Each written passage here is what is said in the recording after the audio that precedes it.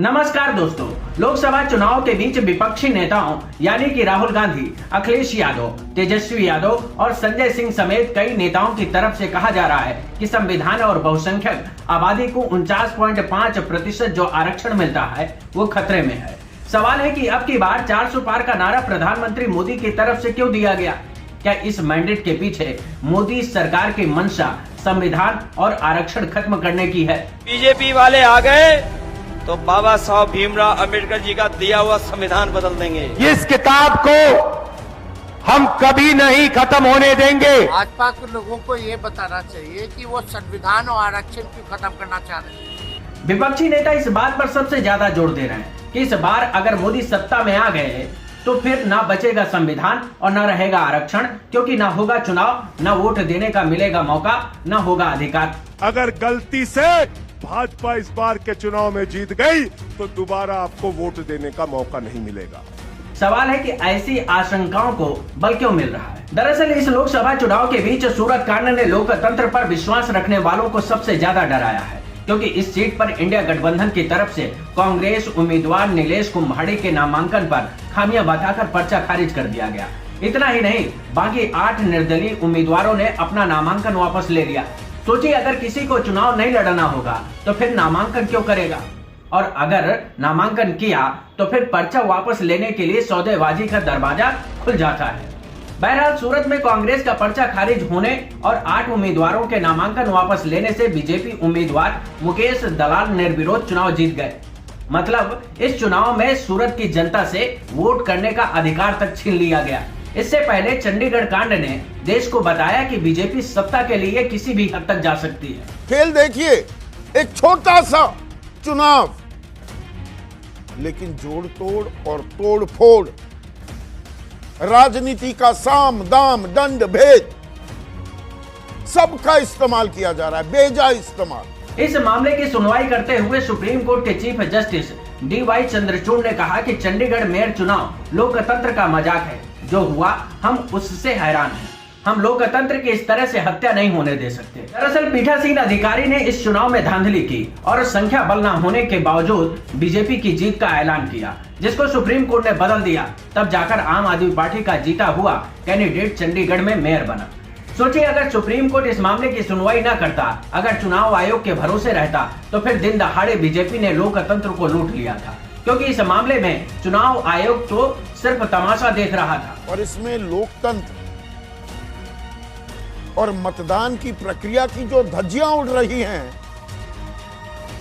क्या वो कोई मायने नहीं? अब सोचिए, लोकतंत्र पर डांका डालने वाले कह रहे हैं कि संविधान खतरे में नहीं है। अगर संविधान खतरे में नहीं है तो फिर सुप्रीम कोर्ट के फैसलों को जनमत के जरिए चुनौती क्यों दी जा रही है?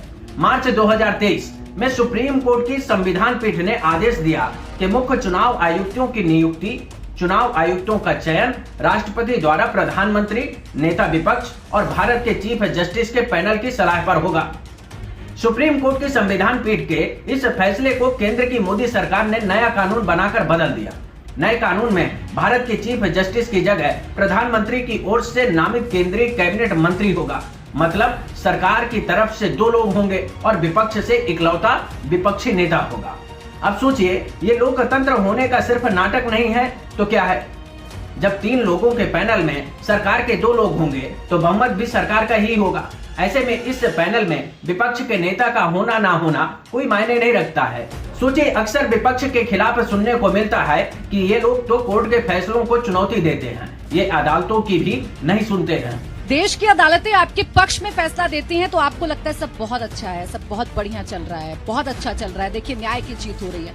और वही अदालतें जब आपके खिलाफ बोलने लग जाती हैं तो आप लोगों को लगता है सब खत्म हो गया इस देश में, बीजेपी ने सारे तंत्रों पर अपना कब्जा कर लिया, बीजेपी ने लोकतंत्र खत्म कर दिया। ये दुहाई आप लोग देने लगते हैं। लेकिन केंद्र की मोदी सरकार की तानाशाही का अंदाजा इससे लगाया जा सकता है कि वो सुप्रीम कोर्ट के संविधान पीठ के फैसलों को जनमत के दबदबे का इस्तेमाल कर बदल देती है। आपको याद होगा, मोदी सरकार और दिल्ली की केजरीवाल सरकार के बीच अधिकारियों के ट्रांसफर पोस्टिंग के मामले में सालों तक खींचतान चली। इस पर सुप्रीम कोर्ट की 5 जजों की संविधान पीठ ने अधिकारियों समेत कई और मामलों पर सीधा कंट्रोल चुनी हुई दिल्ली सरकार को दे दिया। साथ ही कहा कि उपराज्यपाल सरकार की सलाह पर ही काम करेगा। लेकिन हुआ क्या? सुप्रीम कोर्ट के इस आदेश को सिर्फ एक हफ्ते के बाद 19 मई 2023 को केंद्र की मोदी सरकार ने अध्यादेश लाकर बदल दिया और नए कानून में अधिकारियों के ट्रांसफर पोस्टिंग का अधिकार दिल्ली सरकार से छीनकर उपराज्यपाल को दे दिया। मतलब जहां जिससे चुनौती मिलेगी वहां उसको खत्म करने की मंशा और लोगों को गुलाम बनाने की सोच मोदी सरकार रखती है, लेकिन कहती है कि सरकार संविधान के तहत चलती है, सुप्रीम कोर्ट के आदेशों को सिर माथे पर रखती है और लोकतंत्र पर आंच तक नहीं आने देती है। चलो मान लेते हैं कि दिल्ली में दो सरकारों की लड़ाई थी, लेकिन चुनाव आयुक्त के चयन पर किस बात का झगड़ा था? आखिर पैनल में चीफ जस्टिस के होने से सरकार को क्या खतरा था? जिनको हटाने के लिए मोदी सरकार ने जनमत का बेजा इस्तेमाल किया, कानून बनाकर चीफ जस्टिस को हटाया और इस पैनल में चीफ जस्टिस की जगह कैबिनेट मंत्री को शामिल किया गया। इसका मतलब ये है कि सरकार आज के निष्पक्ष चुनाव आयोग को कंट्रोल करना चाहती है। वैसे कुछ नेता सत्ता के इतने भूखे होते हैं कि वो अपनी कुर्सी बचाने के लिए किसी भी हद तक जा सकते हैं। इतिहास में इसके ढेर सारे उदाहरण मौजूद हैं। साल 1933 में जर्मन पार्लियामेंट में आग लग गई, जिसका आरोप एक कम्युनिस्ट आदमी पर डाला गया। हिटलर उस वक्त सिर्फ एक चांसलर था, लेकिन इस हादसे के बहाने उसने पूरे देश में डर का माहौल बनाया और देश का संविधान बदल डाला। इस हादसे के सिर्फ एक महीने बाद हिटलर ने ऐसे कानून पास किए जो लोगों से बोलने, प्रदर्शन करने तक का अधिकार छीन लिया। लेकिन बाद में पता चला कि पार्लियामेंट में आग लगाने वाले लोग हिटलर के नाजी पार्टी के थे। कुछ इस तरह से जर्मनी में तानाशाही की शुरुआत हुई। पुतिन ने भी कुछ ऐसा ही किया। साल 1999 में रूस में लोगों के घरों में भयानक बम ब्लास्ट हुए, जिसमें 300 से ज्यादा लोग मारे गए। पुतिन उस वक्त नए प्रधानमंत्री बने थे। इस हादसे का आरोप सेपरेटिस्ट लोगों पर डाला गया, जिसका इस्तेमाल पूरे देश में डर का माहौल बनाने के लिए किया गया, ये दिखाने के लिए कि देश को सेपरेटिस्ट लोगों से खतरा है। अगर देश को उनसे कोई बचा सकता है तो पुतिन ही है। कुछ ही महीने के बाद पुतिन राष्ट्रपति बन गए। बाद में पता चला कि बम ब्लास्ट के पीछे रशियन इंटेलिजेंस एजेंसीज का हाथ था, जिसके खिलाफ विपक्ष ने पार्लियामेंट्री जांच की मांग की, लेकिन पुतिन इस जांच को मंजूरी नहीं। ऐसा ही माहौल हमारे देश में भी बनाने की कोशिश नहीं की जा रही है, क्योंकि बहुसंख्यक हिंदुओं के देश में कभी हिंदू खतरे में आ जाते हैं, कभी सनातन खतरे में आ जाता है, कभी शक्ति स्वरूपा खतरे में आ जाती हैं। इन मुद्दों के जरिए ऐसा माहौल बनाया जाता है जैसे प्रधानमंत्री मोदी नहीं होंगे तो देश की सनातन संस्कृति और हिंदुओं का बचना नामुमकिन हो जाएगा। हर हर महादेव। सोचिए, सदियों से इस देश में कभी मुगलों ने राज किया, कभी अंग्रेजों ने राज किया। इन हुकूमतों के बीच कई राजा राजौड़ों ने भी राज किया। तब तो हिंदू खतरे में नहीं थे, लेकिन इन सब से आजादी मिलने के बाद एक बार फिर से धर्म के नाम पर डराकर लोगों को गुलाम बनाया जा रहा है। प्रधानमंत्री मोदी की तरफ से कभी कहा जा रहा है कि महिलाओं का मंगलसूत्र छीन लिया जाएगा, तो कभी मुस्लिम आरक्षण से ओबीसी, एससी, एसटी का हक मारे जाने का खौफ दिखाया जा रहा है, तो कभी कह रहे हैं कि कांग्रेस आएगी तो विरासत कर से आपकी संपत्ति छीन लेगी। और ये सब बचाने के लिए प्रधानमंत्री मोदी को जनमत का अपार समर्थन चाहिए। अब की बार 400 पार।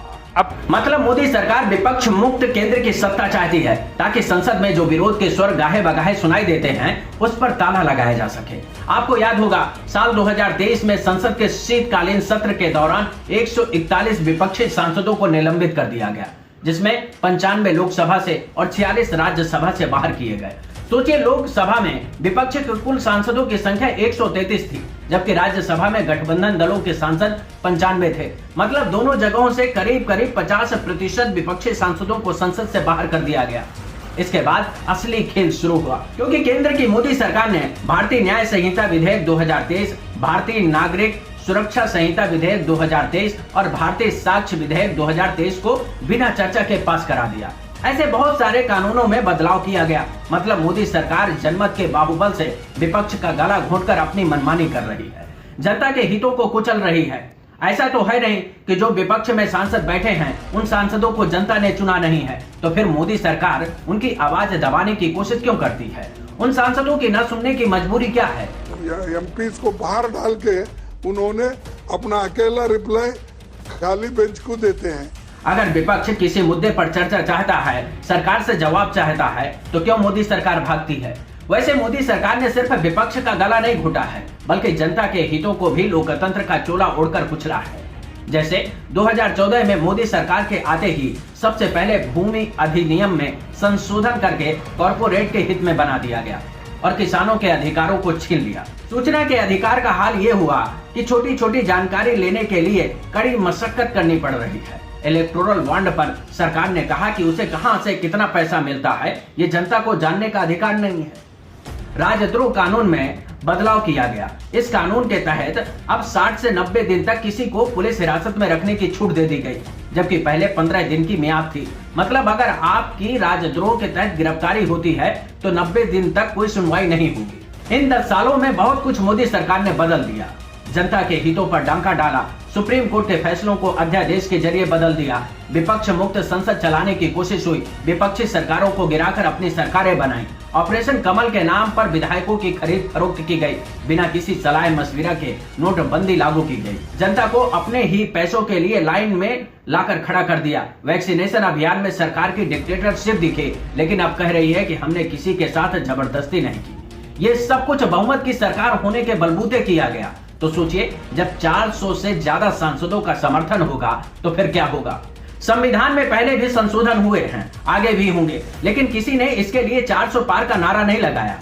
लेकिन बीजेपी नेताओं की तरफ से संविधान बदलने को लेकर बयानबाजी की जा रही है, और अगर ऐसा होगा तो फिर क्या होगा। चेंज करना जो है वो प्रगति की निशानी होती है, उसमें खराब बात नहीं होती। तो 72 की सरकार संविधान में संशोधन नहीं करती या नया संविधान बनाना, उसके लिए 2/3 बहुमत से अधिक थी।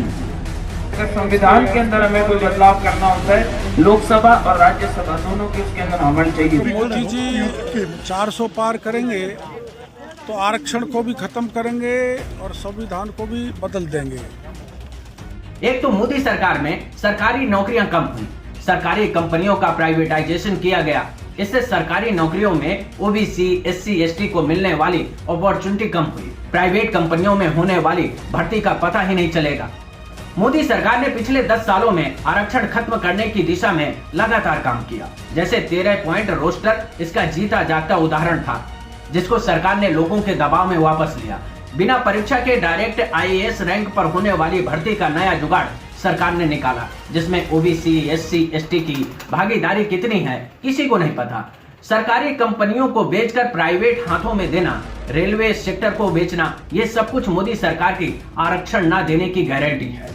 सोचिए, पिछले 10 सालों में इतना सब कुछ मोदी सरकार ने आरक्षण के खिलाफ किया, ऐसे में विपक्ष के आरोपों में दम तो दिखता है। देखिए, ऐसा है कि संविधान बदलने के पीछे इनका सीधा मकसद क्या है निशान जी, मैं खुल के बोल रहा हूँ, आरक्षण खत्म करना है। विपक्ष के सवालों में दम इसलिए लगता है क्योंकि मोदी सरकार के सवर्णवादी मानसिकता ने सबको हैरान किया। क्योंकि पिछले 10 सालों में जातिगत जनगणना का विरोध किया, सवर्णों को आर्थिक तौर पर बिना किसी जनगणना के 10% आरक्षण दिया, केंद्रीय विश्वविद्यालयों से लेकर सरकारी संस्थानों यानी कि आईआईटी, आईआईएम, इंजीनियरिंग और मेडिकल कॉलेज जैसे शिक्षा संस्थानों की फीस बढ़ा दी गई, जो ओबीसी, एससी, एसटी यानी कि मिडिल क्लास आदमी की पहुंच से दूर हो गई। सोचिए, पिछले 10 सालों में मोदी सरकार ने बहुमत के बलबूते किया, बिना किसी जवाबदेही के किया, और अगले 5 साल में क्या करेगी वो तो प्रधानमंत्री मोदी के भाषणों में सुनाई ही दे रहा है। हिंदुस्तान, पाकिस्तान, मुसलमान, कब्रिस्तान, शमशान, मंगलसूत्र, गाय, भैंस, बकरी, बस। मतलब मोदी सरकार धर्म की रक्षा करेगी, मां स्वरूपा की शक्ति को बचाएगी, मंदिर मंदिर जाकर सनातन को सुरक्षित रखेगी, महिलाओं का मंगलसूत्र बचाएगी, किसानों की भैंस बचाएगी और मुस्लिमों को आरक्षण ना मिल जाए उसकी गारंटी देगी। लेकिन शिक्षा, स्वास्थ्य, रोजगार और महंगाई जैसे मुद्दों पर प्रधानमंत्री मोदी बात नहीं करेंगे। सोचे, विकास का ढोल पीटने वालों की जुबान से इन मुद्दों पर एक शब्द नहीं निकल रहा। 80 करोड़ लोगों को 5 किलो अनाज बांटकर देश को विकसित भारत बनाएंगे। सोचिए, मजाक नहीं है तो क्या है। ऐसे में सोचना आपको है, चुनना आपको है, आपको वोट की चोट किसको देनी है ये तय करना आपको है। आपको रोजगार, शिक्षा, स्वास्थ्य और महंगाई से राहत चाहिए या फिर आपको सनातन, हिंदू, मुस्लिम और मंगलसूत्र को बचाना है। नमस्कार।